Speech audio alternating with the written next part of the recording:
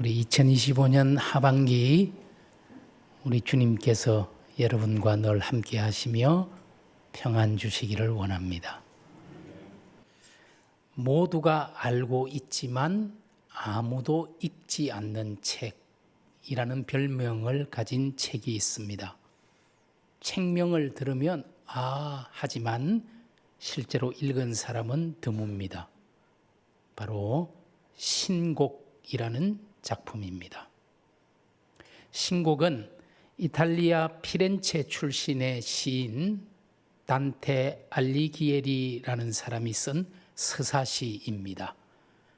단테가 이 신곡을 1308년에 쓰기 시작해서 1320년까지 완성한 책으로 전체의 서론이 7곡, 치욕편 33곡, 연옥편 33곡, 천국편 33곡, 그래서 총 100곡으로 이루어진 서사시 작품이 바로 신곡이라는 책입니다.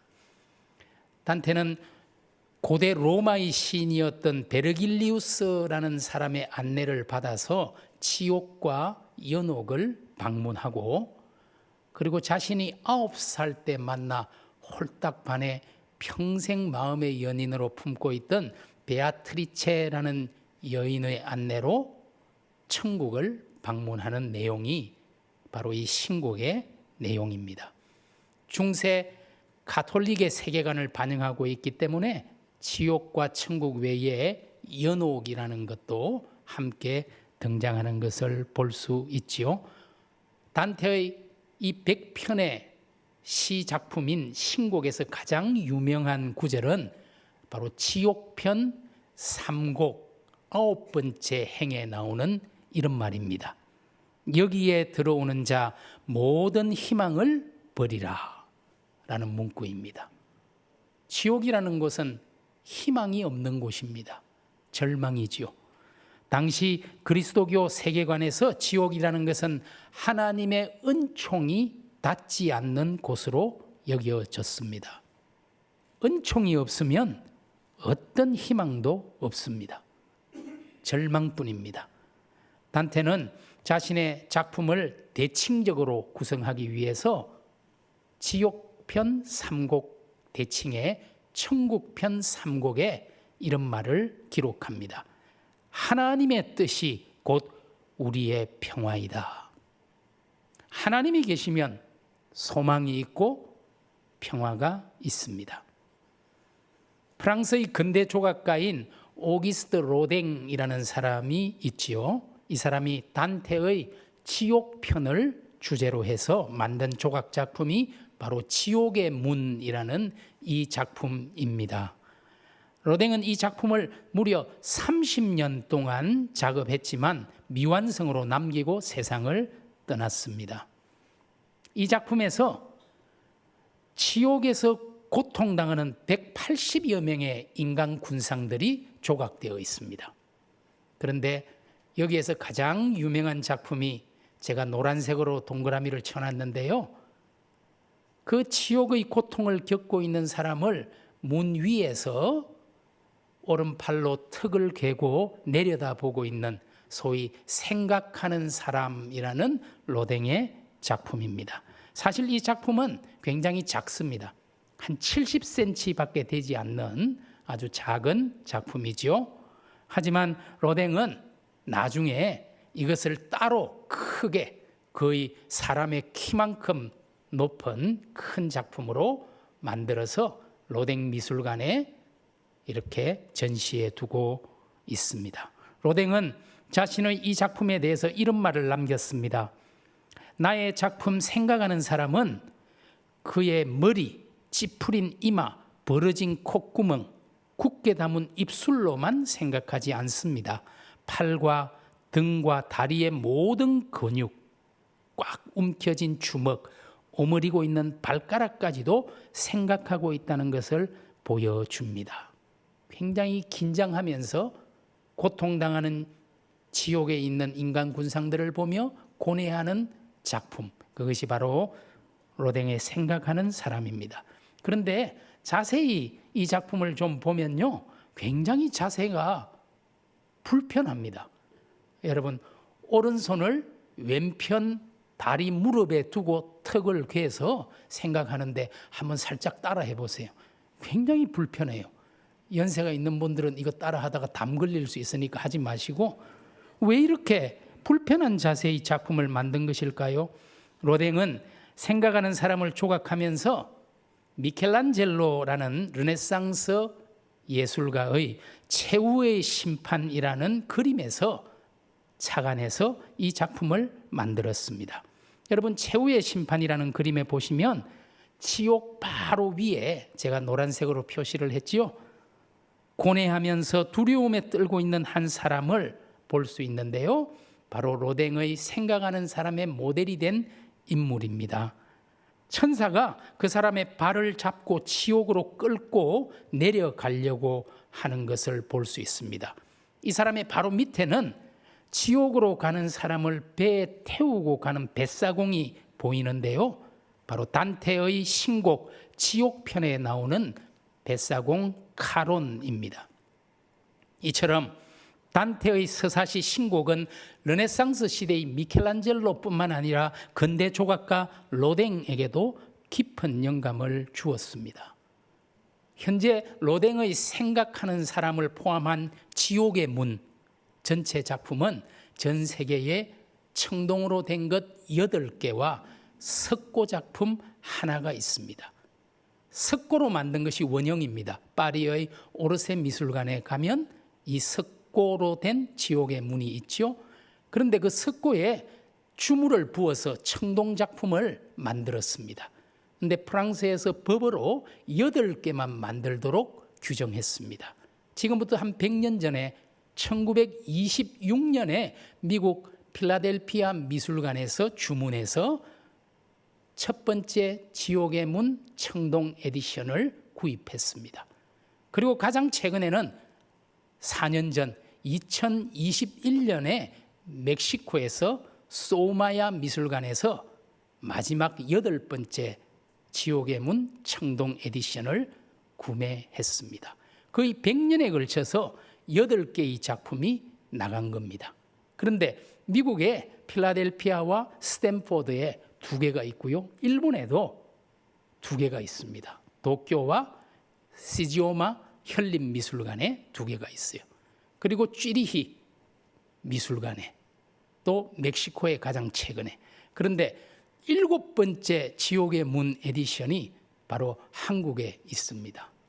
1996년에 한 30여 년 전에 삼성문화재단에서, 정확한 금액은 비공개인데요, 이 지옥의 문 7번째 에디션을 구매해서 한동안 대중에게 전시했다가 지금은 수장고에 보관 중입니다.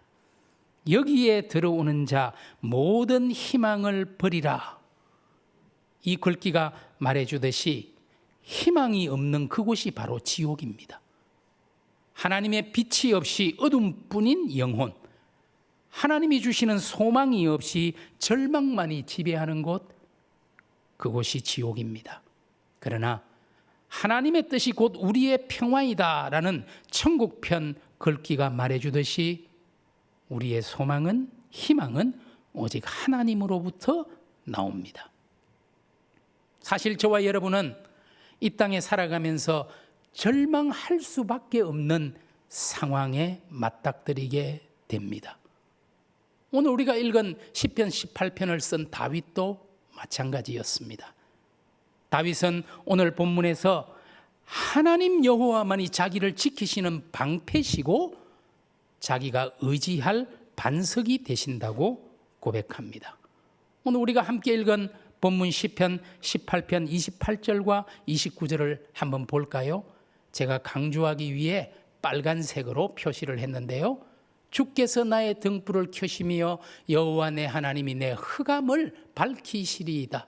내가 주를 의뢰하고 적군을 향해 달리며 내 하나님을 의지하고 담을 뛰어넘나이다. 다윗은 흑암, 적군, 담이라는 표현을 통해서 자신이 얼마나 절망적인 상황, 또 얼마나 위태로운 처지, 얼마나 답답한 입장에 놓였는지 토로합니다. 앞길이 전혀 보이지 않을 정도로 흑암이 짙습니다. 천지에 자기를 해하려는 적들이 넘쳐납니다. 사방을 둘러보아도 높은 담에 막혀 출구가 없습니다. 우리는 이런 절망적인 상황을 만날 때가 있습니다. 하지만 다시 그 말씀을 한 번 더 보실까요? 이번에는 다른 부분을 강조해서 읽어보겠습니다. 주께서 나의 등불을 켜시며 여호와 내 하나님이 내 흑암을 밝히시리이다. 내가 주를 의뢰하고 적군을 향해 달리며 내 하나님을 의지하고 담을 뛰어넘나이다. 주님이 내 등불 되시니 흑암 속에서도 나아갈 길이 보입니다.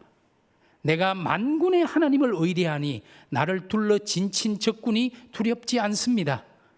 내가 하나님을 의지하니 높은 담도 가뿐히 뛰어넘어갑니다. 여러분, 육상 경기 중에 장대 높이 뛰기라는 그런 경기가 있잖아요. 긴 장대 하나를 의지해서 높은 가로대를 뛰어넘어가는 경기입니다. 여자 장대 높이 뛰기 세계 신기록은 러시아의 옐레나 이신바에바라는 사람이 세웠지요. 아마 많은 분들이 이신바에바라는 이름이 익숙할 겁니다. 이 이신바에바는 5m 6cm를 뛰어넘었습니다.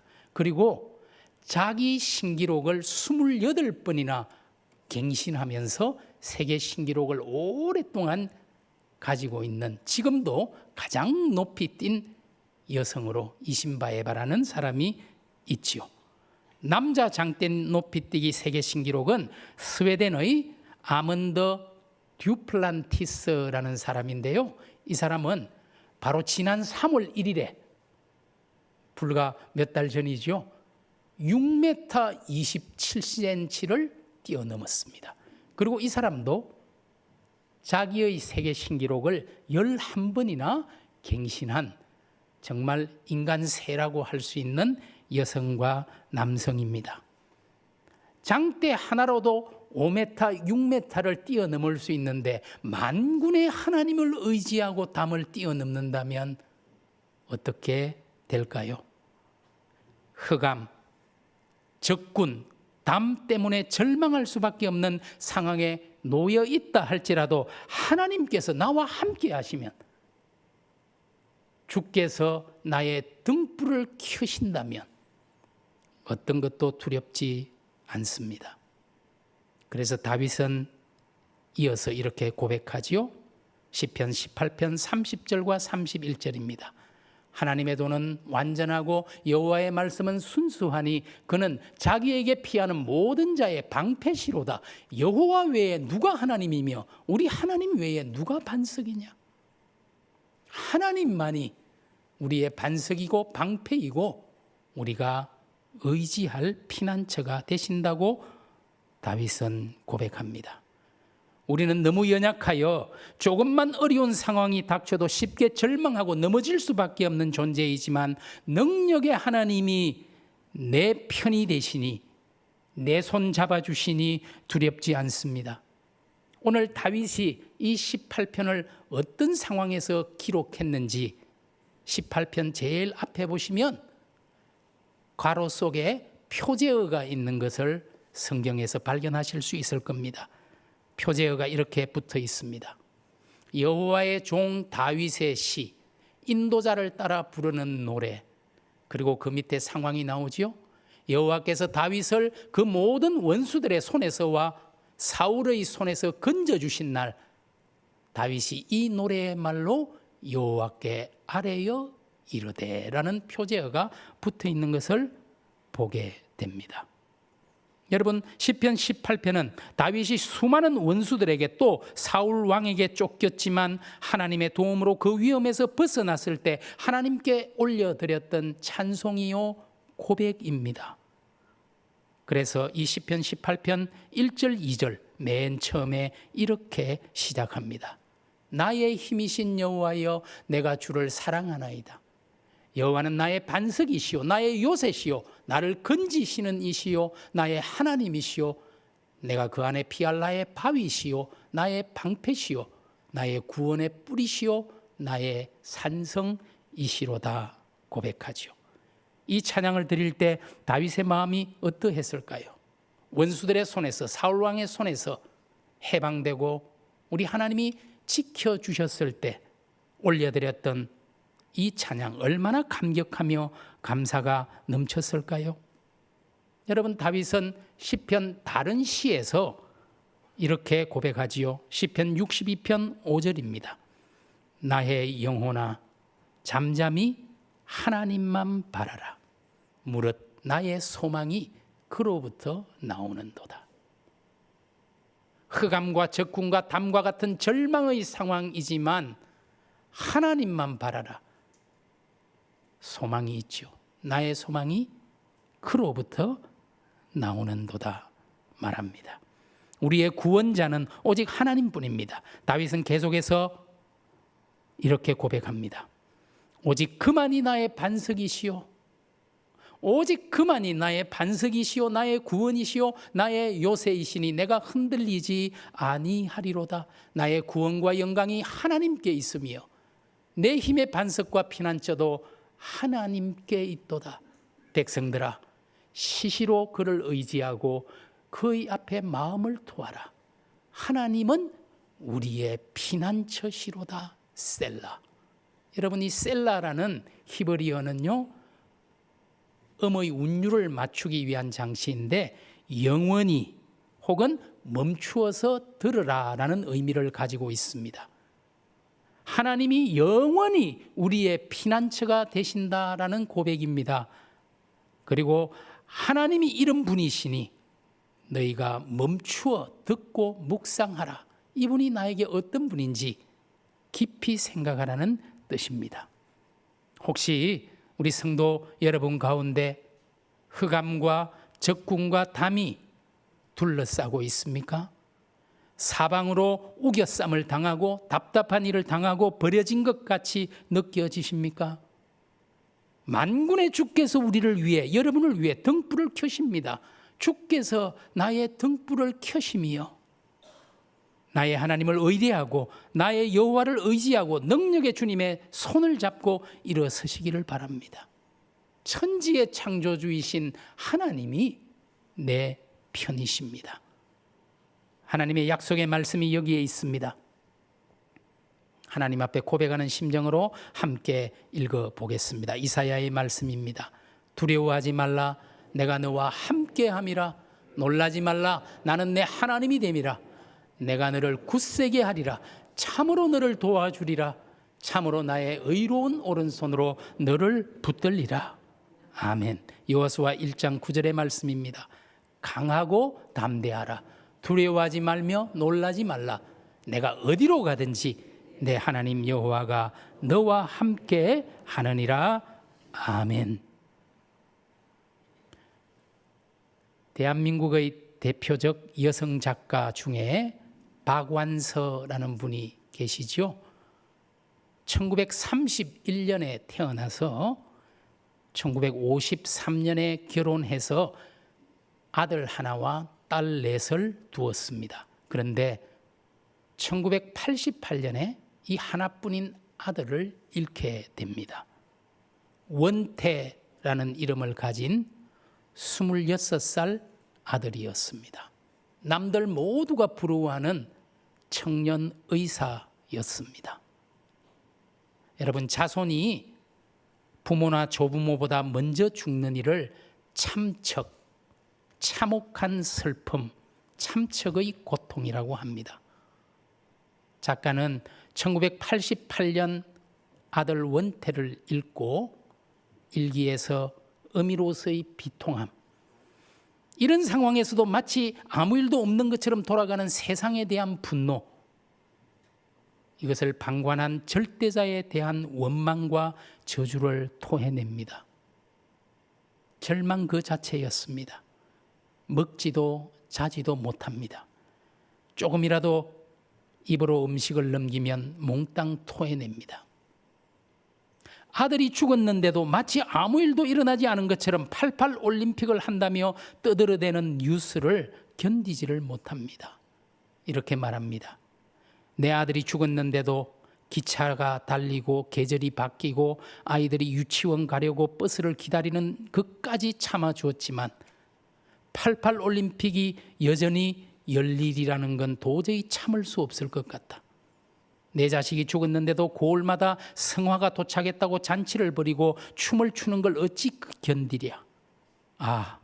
만일 내가 독재자라면 1988년 내내 아무도 웃지도 못하게 하련만 미친년 같은 생각을 열정적으로 해본다. 이렇게 일기에 기록합니다. 또 박완서는 무서운 생각도 슬쩍합니다. 하나뿐인 아들은 살려두고 넷이나 있는 딸 중에 하나를 데려갔으면 어떤지라는 생각이 듭니다. 문득 내가 아들 대신 딸 중에 하나를 잃었더라면 이보다는 조금 덜 애통하고 덜 억울했을지도 모른다는 생각이 들었다. 처음 해보는 생각이었다. 그런 생각이 떠오른 것 자체가 두려워 나는 황급히 성호를 그었다. 일기에서 박완서는 하나님을 향해 원망과 저주와 포악을 쏟아냅니다. 사랑 그 자체란 하나님이 그것밖에 안 되는 분이라니 차라리 없는 게 낫다. 아니 없는 것과 마찬가지다. 다시금 맹렬한 포악이 치밀었다. 신은 죽여도 가장 큰 문제거리로 되살아난다.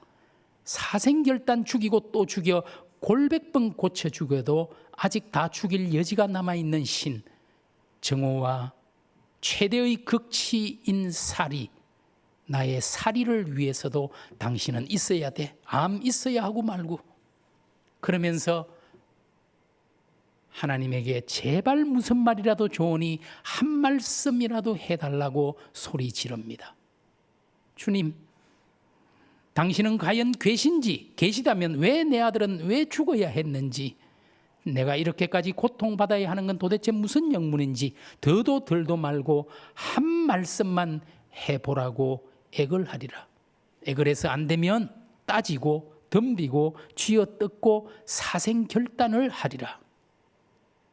슬픔, 분노, 원망, 절망을 고스란히 담고 있는 이 일기가 후일 한 말씀만 하소서라는 책으로 출판이 됩니다.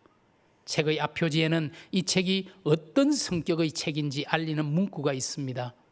이건 소설도 아니고 수필도 아니고 일기입니다. 훗날 활자가 될 것을 염두에 두거나 누가 읽게 될지도 모른다는 염려 같은 것을 할 만한 처지가 아닌 극한 상황에서 통곡 대신 쓴 것입니다.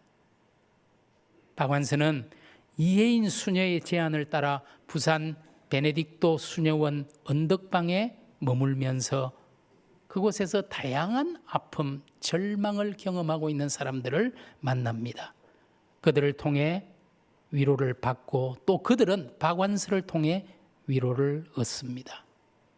그곳에서 박완서는 예수의 어머니 마리아, 30대 초반 청청한 나이의 아들이 십자가에 못 박혀 죽는 고통을 겪은 마리아를 대면합니다.